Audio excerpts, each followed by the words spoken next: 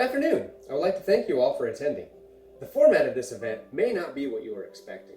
After all, this is not your average memorial service, but then again, Lynette was not your average person. I really wanted to create something special for someone that was incredibly special to so many people. We struggled to find a venue large enough to contain the audience, relaxed enough to enjoy the festivities, and flexible enough to cater to most everyone's availability. In the end, this is what we came up with. I hope you enjoy. Remember, this is meant to be a party. Lynette specifically told me there better not be a bunch of people getting together crying over me. My name is Chris Mary, and I will be your virtual host this afternoon. This video tribute will be replayed at approximately 1/4 each hour until there is no one left in the audience or until the hotel kicks us out, whichever comes first. In addition to this presentation, you'll also find a separate slideshow of photos in the main ballroom, and this video will be repeated in a loop in the smaller room in the back. Between main presentations, we hope you all will enjoy the party, and please share your fondest stories and memories as we celebrate the life of Lynette Dobson, beloved daughter, wife, mother, teacher, and friend. Lynette Lynn Dobson, 43, passed away peacefully among family and friends on August 21st, 2019 at the University of Washington Medical Center in Seattle. She was diagnosed with triple-negative breast cancer in July 2018. Lynette was born on May 11, 1976, to Ed and Rhea Dobson of Weippe, Idaho. As a child, she was curious, playful, and always up for an adventure. She loved playing with the neighborhood girls, skiing, participating in gymnastics, going for rides with her dad, and learning to cook from her mom. She and older sister Michelle were involved in lots of mischief, including a game of hide and seek, which resulted in Lynette getting stuck in the washing machine. Graduating from Timberline High School in 1994, Lynette went on to obtain her Bachelor of Science degree in Elementary Education from Lewis Clark State College in 1998. Lynette was born to be a teacher, following in the footsteps of both her mother and sister. She loved learning and could turn any discussion into a teachable moment. Lynette taught for 19 years at Orfeo Elementary School. She possessed an uncanny way of engaging students and promoting a positive, fun learning environment. The connections she made with her students continued long after they left her classroom. No matter where Lynette went, she was met with hugs and a smile from former students who commented on how she had changed their lives. One of the few things that meant more to Lynette than teaching were her two children, Peyton Elise Mary, 14, and Reese Layton Mary, 12. She loved watching them compete in sporting events and in 4-H. She would do anything for her kids, including enduring months of chemotherapy to prolong her life as long as possible. Family meant the world to Lynette, and she maintained a very close relationship with her parents, Ed and Rhea Dobson, sister, Michelle Dobson Sellers, brother-in-law, Bill Sellers, and niece and nephew, Aaron and Carson Sellers. She loved being auntie and could be found cheering for the rival Timberline Spartans anytime Aaron or Carson were playing. Lynette's mother, Rhea, had recently passed away, but she was always Lynette's closest friend and someone she had talked to daily. Ed was her rock. He made sure her oil was always changed, she had good tires, and he loved taking her for weekly lunch dates. Christopher Mary, Ben and Patty Grimm, John and Dolly Cook, and Brett, Megan, Tate, and Olivia Mary were also important parts of Lynette's extended family. Cancer may have ravaged Lynette's body, but it was no match for her amazing spirit. Lynette's positive outlook on life and inspirational never-give-up attitude were unparalleled. Not once did she ever utter the slightest word of defeat. She chose to see cancer as a detour, not a roadblock. She found ways to bless others, even while she was fighting her own battle, by spreading love and kindness wherever she went. Lynette would want others to continue her spirit of giving. Please, volunteer to causes that are close to your heart. Extend a hand to the underdog. Show love to the less fortunate. Live generously and forgive others. Life is too short to wake up in the morning with regrets. The line, curious, playful, and always up for an adventure, is the polite way to say she was a real handful as a child. Rhea often laughed when an exasperated Lynette would complain about something Reese had done. It was basically every parent's dream to be able to tell their child, now you know what I went through with you. Lynette and Reese are without a doubt kindred spirits. In Lynette's case, the mischief often involved unsanctioned use of a motorized vehicle or playing in, on, or with something potentially dangerous. I've heard stories of motorcycles, cars, and even a golf cart that was driven through a basement window. Most of the stories either involved Michelle or the Wrights girls that lived in the neighborhood. I was happy to hear Mindy, Julie, and Carrie all planned to be here today to celebrate with us. Despite how it sounds, Lynette's youth did not consist entirely of bad choices and troublemaking. One of her greatest passions was skiing. That continued throughout her life. She loved to put headphones on, listen to music, and glide effortlessly down the mountain. Of course, back in the day, those headphones were attached to a 2-pound CD player that skipped over every bump. It was on the ski hill where Lynette and I reconnected. We knew each other from high school. We graduated the same year, her from Timberline and me from Orpiment, and we had mutual friends that caused our paths to cross on multiple occasions. It was because of one of those friends, Brandon Gilbertson, that our paths crossed once again on a ski trip to Bald Mountain in December 2001. At one point, we found ourselves riding up the T-bar together. The discussion soon turned to the music she was listening to. It was a new song from a group named Nickelback. The song, How You Remind Me, told the story of a couple in love, but miserable in the relationship. Interestingly, this song turned out to be quite prophetic in our own relationship several years later. Lynette continued to listen to Nickelback throughout her life. So much, in fact, even Peyton and Reese know the words to many songs from being in the car and rides back and forth to Williston. It seems fitting that Nickelback was playing in her room at the end. Thank you, Megan, for bringing the music, and Brett for being the DJ. Lynette and I had our share of struggles in our relationship. We were on again, off again more frequently than Khloe Kardashian, but we both enjoyed a good laugh from time to time when nosy friends would ask just what that status was. Honestly, we didn't know half the time, but we liked to keep people guessing.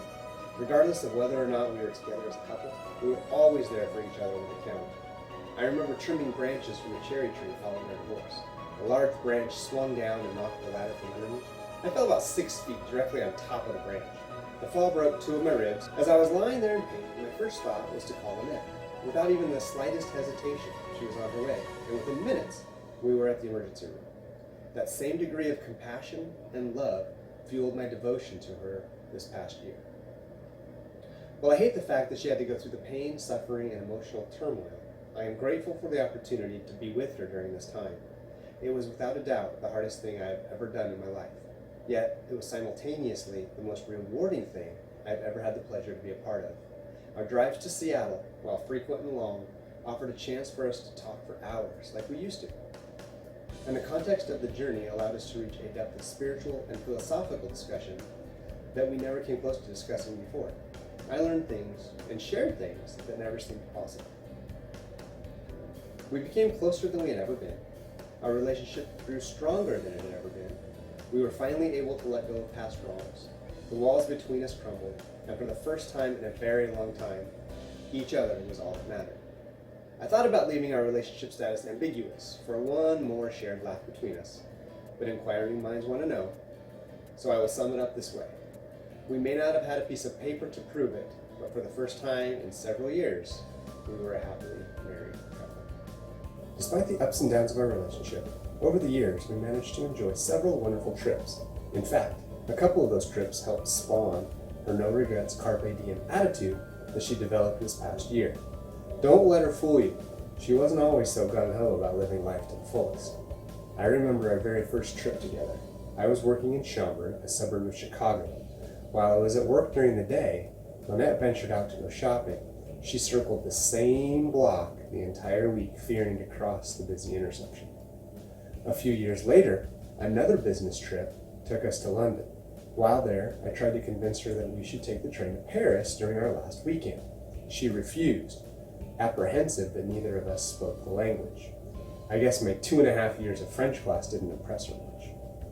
That trip, in particular, would really come back to haunt her these past few months. She regretted the decision to skip Paris. She truly came to a crossroads when diagnosed with cancer last year, and again in January when it was discovered it metastasized to her brain. Lynette did a lot of soul searching, and the 4 biggest things I will take away from her journey are, number 1, be your own medical advocate. When something doesn't feel right with your body, stand up and make noise. We were stunned to learn just how useless mammograms can be for women with less body fat. The breast tissue is too dense. There was even a note in a 2017 mammogram report stating detection is more difficult in patients with dense breast tissue. Don't be afraid to speak up for yourself. Number 2, being positive is a choice. A person chooses to see the glass half full or half empty. I admired her ability to remain positive despite all that she endured. 3, live life with no regrets. Do not let fear of the unknown hold you back from trying new things. Who would have thought the woman that wouldn't cross the road would one day be venturing around New York City alone, or worse yet, traipsing around the back rooms of Chinatown looking for illegal knockoff purses with Angie Baldus and Patty Grimm. 4, kindness often doesn't cost a thing, but the payoff can be huge for both giver and receiver. Angie Stegner reminded me of the winter of 2011. Angie's daughter Morgan, more than anything, wanted outside lights for Christmas. Now I love me some Christmas lights, so it didn't take much convincing when Lynette told me we had a job to do. We braved a cold, rainy night to string lights and make a wish come true. That was Morgan's last Christmas. I didn't realize the impact of that time until now. Fast forward to present time. Lynette wanted to remodel her kitchen. I wanted to make that happen. Cabinets were ordered in April. In May, it was discovered the disease had spread to her spine. Emergency surgery was necessary to relieve spinal cord compression. If it wasn't for the amazing generosity of many people, Lynette's kitchen would likely still be in boxes in the living room. That was just one of many wonderful acts of kindness that was received. As you wander around the room today, you'll notice several posters with the title, Our Gratitude Jar. Lynette started this in January. When she encountered something that she was thankful for, she would write it down on a slip of paper and place it in the jar. It was the kindness depicted in these notes that kept Lynette's spirit high. If we somehow missed you in the gratitude jar, please do not be offended. We appreciated everything, both big and small, that came our way. Even now, as I think about it, I realize we somehow left out Lori Gilmore and Kim McCorkle. Lori was so kind to bring gifts to chemotherapy in Williston that included snacks and activities to keep Lynette occupied. She also brought meals to our home. And Kim sent daily messages filled with equal parts humor and support. Lynette was always keeping me entertained with those messages. I know I'm just rambling on at this point, but there are just so many great memories that I want to share.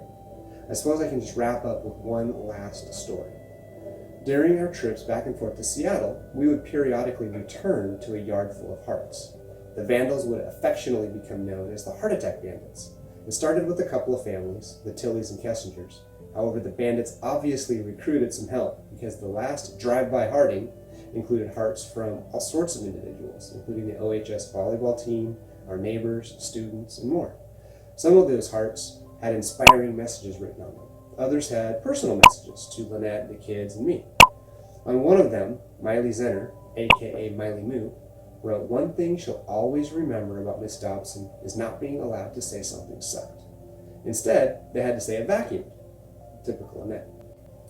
One last thing before I forget. As of Tuesday, September 3rd, you have given over $9,000 to the Lynette Dobson Memorial Scholarship Fund.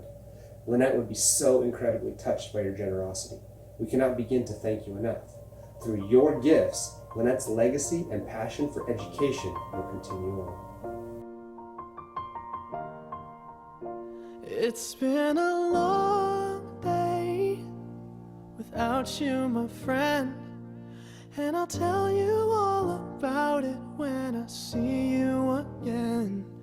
We've come a long way from where we began. Oh, I'll tell you all about it when I see you again. When I see